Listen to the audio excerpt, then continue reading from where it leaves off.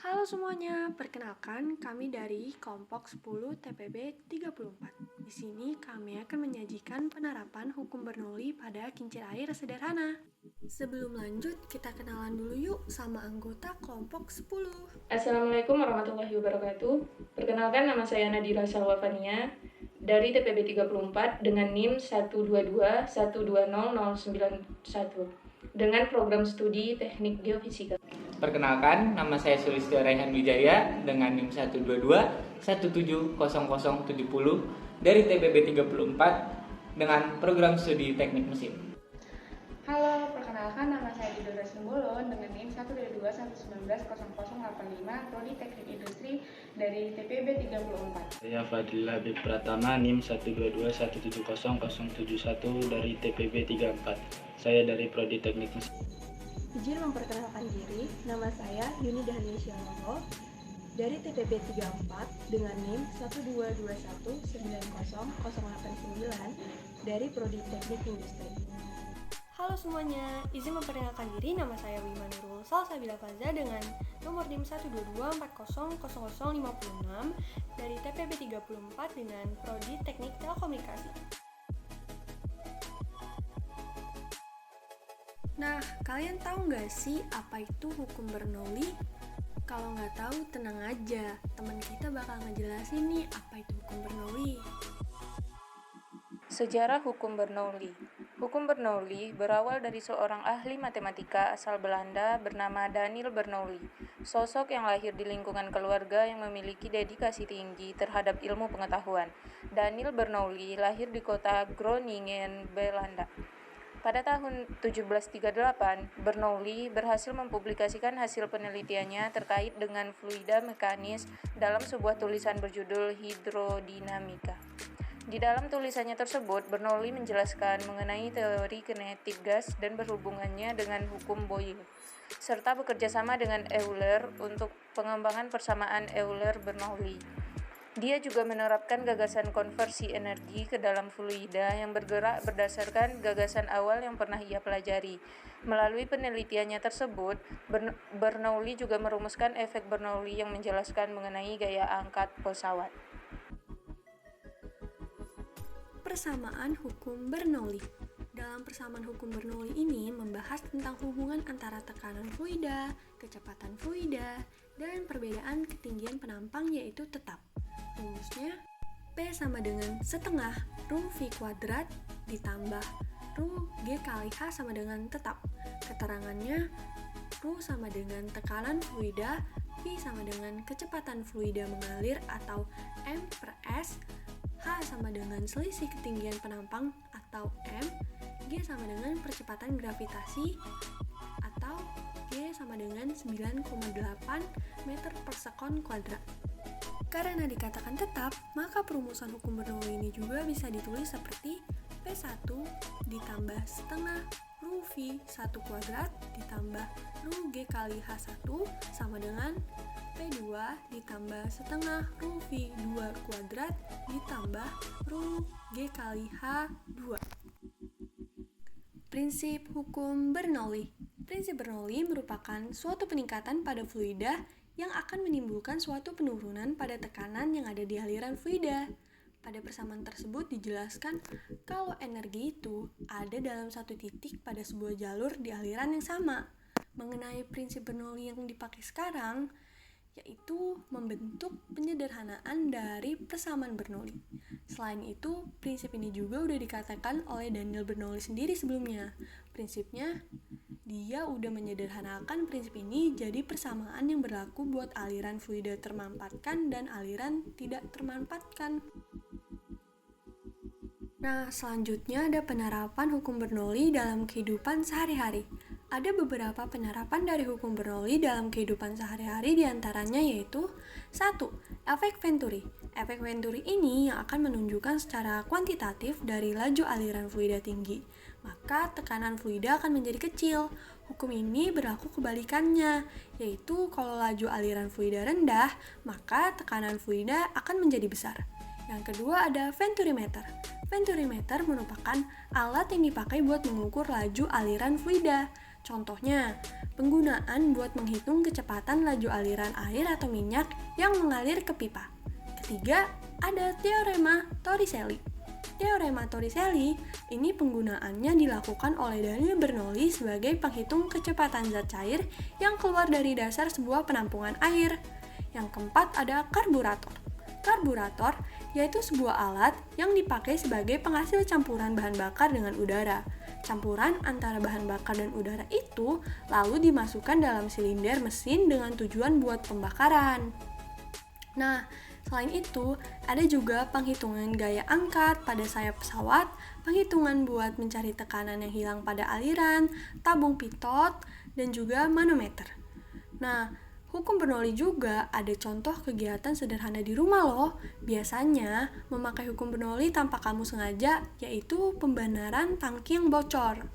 Kamu bisa menghitung berapa besar aliran air yang keluar dari tangki melalui lubang kecil tempat air tersebut keluar. Alat-alat dan bahan yang diperlukan berupa 1. Nanpan, 2. Kaleng bekas minuman, 3. Stik es krim, 4. Sedotan yang dapat ditekuk, 5. Tusuk sate, 6. Tutup botol yang berjumlah 10 buah, 7. Obeng, 8. Gunting, 9. Lem tembak,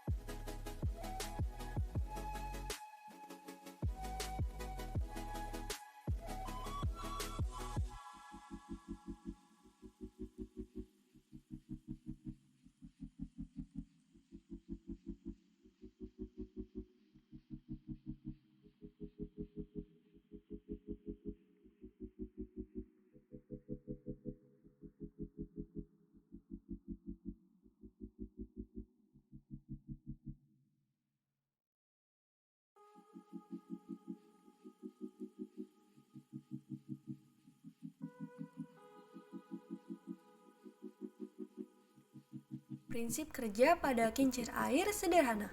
Sebelum masuk ke cara kerja, ada beberapa hal yang perlu diketahui. Pertama, untuk selang pendek yang menghadap langsung ke kincir air disebut output, sedangkan selang panjang yang berada di belakang disebut input. Cara kerja kincir air ini adalah dengan cara memasukkan air dalam kaleng yang berperan sebagai penampung air sementara. Kemudian, bagian bawah harus ditutup secara rapat agar tekanan dalam fluida di dalam kaleng semakin besar dan kecepatannya akan menjadi nol. Mengapa demikian? Ini dikarenakan fluida di dalam kaleng tidak memiliki pergerakan atau dalam posisi diam. Setelah terisi, lepas penyumbat. Nantinya, air akan keluar melalui selang output dan air di dalam kaleng penampung akan berkurang dan menimbulkan daya hisap dikarenakan perbedaan tekanan di dalam kaleng, sehingga air dari bawah akan terhisap masuk ke dalam kaleng penampung melalui selang input. Lalu, fluida yang keluar akan mendorong kincir air sehingga akan berosilasi atau berputar pada titik putarnya semakin cepat. Jika fluida yang keluar banyak, maka kincir air akan semakin cepat pula berputarnya. Oke, di sini saya akan menjelaskan kelebihan alat. Yang pertama yaitu mudah untuk dipindahkan. Yang kedua, penggunaan biaya yang tidak cukup banyak atau ekonomis. Yang ketiga, tidak membutuhkan energi listrik, cukup menggunakan dengan arus yang deras. Baik, berikutnya saya akan menjelaskan mengenai kekurangan alat dari kincir angin ini. Yang pertama, harus mengandalkan arus yang deras. Yang kedua, tidak dapat menghantarkan arus listrik apabila arus pelan. Yang ketiga, terdapat dampak suara dan derau suara yang dapat mengganggu. Yang terakhir, air yang dipancarkan memiliki debit. Berikutnya, mengenai saran pengembangan serta analisa ke depan. Yang pertama, perputaran sangat bergantung pada air yang masuk, sehingga apabila suatu waktu tidak ada air yang masuk, maka alat akan berhenti bekerja. Yang kedua, memerlukan penanganan yang ekstra dikarenakan alat akan mudah rusak akibat tekanan air yang berlebihan ataupun faktor lainnya. Yang ketiga, sedotan dapat diubah menjadi selang silikon agar dapat mengurangi potensi kebocoran atau adanya lubang udara. Yang terakhir, mengatasi perbedaan tekanan air yang kecil dapat melakukan menutup lubang kaleng secara rapat. Berikutnya, pengembangan alat ke depannya diharapkan menjadi lebih rapi, simetris, dan memahami konsep alat serta materi dengan baik. Hal ini bertujuan agar mempermudah ketika melakukan percobaan, sehingga dapat memperoleh hasil yang maksimal dengan upaya yang sungguh-sungguh. Keunikan alat. Pada praktikum kali ini, alat yang digunakan relatif mudah dicari dan proses pengerjaannya tidak memerlukan waktu yang lama. Ketika alat kincir air ini sudah jadi, saat digunakan dapat berputar karena dorongan air yang ada. Dan jika alat ini dikembangkan lagi, alat ini dapat digunakan sebagai pembangkit listrik.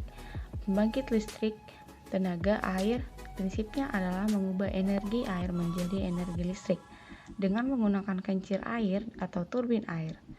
Cara kerjanya cukup sederhana, yaitu putaran turbin yang disebabkan air diteruskan ke generator, kemudian menghasilkan arus listrik DC yang disimpan di dalam akumulator atau acu.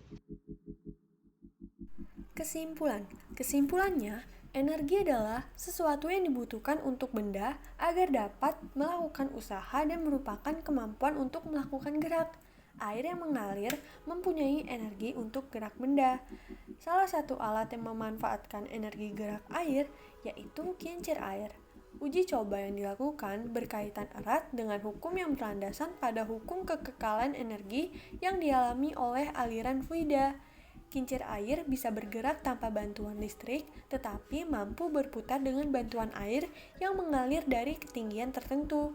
Air yang mengalir secara konstan berarti air yang keluar sama dengan air yang masuk.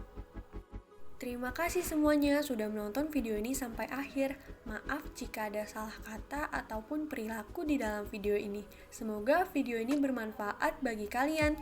Dadah!